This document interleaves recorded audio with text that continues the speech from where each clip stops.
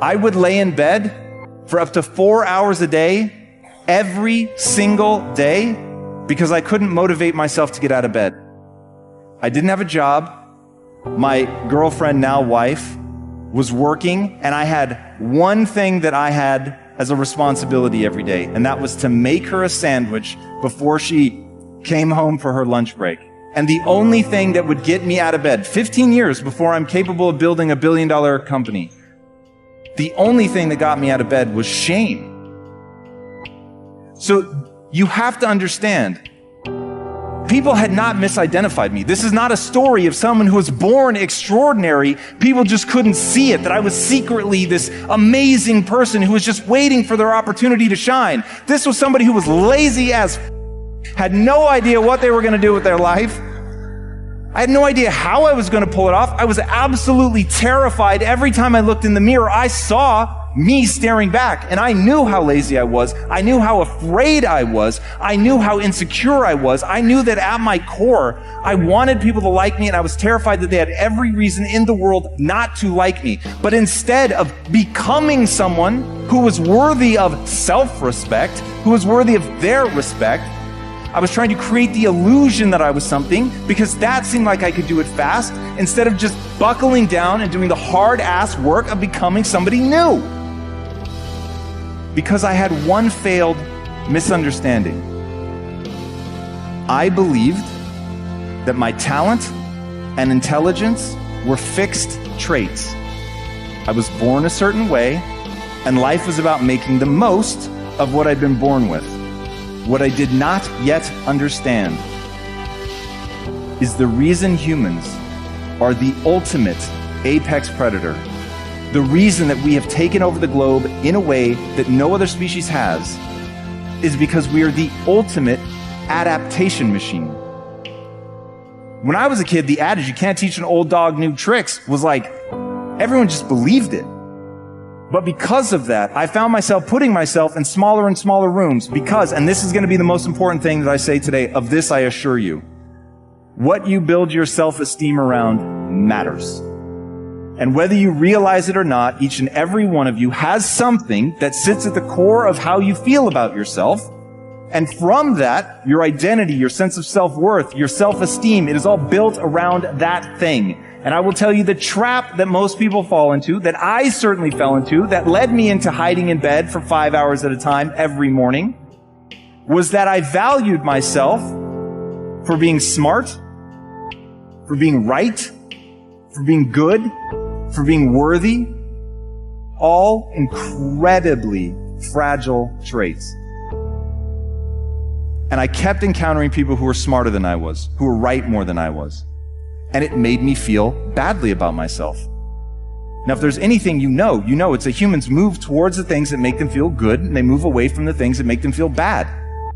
So you can understand that is a terrible strategy to have this very fragile thing that holds my entire sense of identity and self-worth. I'm smart. I meet somebody smarter than me, and I don't think, what can I learn? Because I think an old dog can't learn new tricks. I believed that the human mind couldn't change. I believed that it was fixed. I believed that my talent and intelligence were just what they were. It all seemed true. It wasn't like I knew it to be a lie. It wasn't even like I knew that I had a choice to think of it a different way. But the reality is, that's how shapeable a human being is. And I had made decisions. I had chosen to believe things. I had chosen to value myself for things. I had built myself around, my self-esteem around things that were not moving me forward. And so I began to change my belief system. I began to change the things that I value. But at that time, I just needed to learn. I needed to pay attention. I needed to see where I was weak. And the constant barrage on my self-esteem that I wasn't the smartest person in the room, that I wasn't right very often, it was unrelenting. And I remember saying to myself, all right, man, you got two choices. You can leave, like you don't need to be here. You don't need to want to become an entrepreneur. That doesn't have to be your life. You can go back to selling video games, which is what I was doing. You can go back to selling video games. You could go back to teaching. Like, if that's where you're going to be happy, then go do that. But if you really want to become extraordinary, you've got to separate your self-esteem from being wrong. You have to. Because otherwise you're never going to see the opportunity to get better. And so I decided that I was going to start valuing myself. My entire value was going to be predicated on being willing to admit that I was wrong, on being willing to stare nakedly at my inadequacies. I was not going to hide from them. I was not going to run. I wasn't going to try to do some fancy story. I was just going to own it. Yo, you suck at this, man. You suck at this, but you're just not good at it yet. And once that word yet is lingering out there, suddenly it becomes a question of time allocation. So you know you could get good at it, but it's going to take a lot of time and energy. So what are the skills that you really want to get good at? And that goes back to that clarity. What do I need to get good at in order to accomplish the things that I want to accomplish? It does not need to be something that somebody else values. It needs to be the thing I have chosen to value, that I have built into my life, this worship around getting good at that thing. I didn't have to get good at helping others build mindset. That didn't have to be my life. But that's what I've chosen. That's what I want to do. And so I build this tremendous amount of value into it. And because I value myself for pursuing that, and I value myself for admitting when I'm wrong, and I value myself for staring nakedly at my inadequacies, every day I'm getting better. It doesn't matter who you are today. It certainly doesn't matter how you were born. The only thing that matters is who you want to become and the price you're willing to pay to get there. It is the animal that can change the fastest to a changing environment that becomes the most dominant species the world has ever seen. It is our very nature to change. Because if you want to do something extraordinary, you have one job. Leave your fellow humans in awe. Now, when you think about my job as a parent, as an entrepreneur, as an athlete, as a speaker, as a whatever you want to be, you've got to get so good at that thing that when people see you do it, you make them experience the most potent human emotion, and that is awe. To get that good is a terrifying journey of self-discovery and confronting who you really are. Because you cannot make change until you acknowledge where you're actually at. To me, the gap between where you are now and where you want to go is a gap of skill set.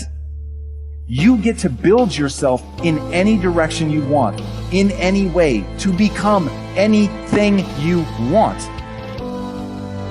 There will be an extraordinary price to pay, but you can go in any direction.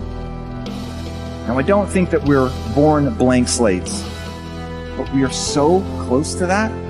To worry about where your limits are is to miss how much you can improve. Once you believe that, you start looking for the ways in which that was powerful. How is the worst thing that ever happened to me actually secretly the best thing that's ever happened to me? People don't realize that they are choices. Now, once you reframe all of this as these are things that I'm choosing to believe, and once you realize you can choose to believe something new and thusly get a different result, everything changes. Over and over and over. You have to push yourself long past the point of boredom. Boredom kills more people in the pursuit of success than any hater will ever kill. Boredom is the great killer of dreams. Because people don't have the focus, they don't have the clarity of what they're trying to achieve. They have not built into their life an intoxication for what they're trying to accomplish. You're not looking for a way to shape your skill set. Remember, between where you are and where you want to go, it is a gap of skill set.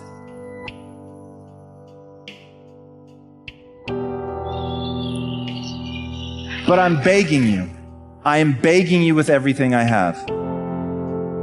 Remember that just 15 years earlier, I got out of bed solely out of shame. My mother thought I was going to fail. My father-in-law did not want me to marry his daughter. Brick by brick, day after day, I transformed myself. It was not an uncovering of something that was real and already there. It was simply acknowledging I am a hopelessly average human. But humans are the ultimate adaptation machine. So I can change. I can become whatever I want.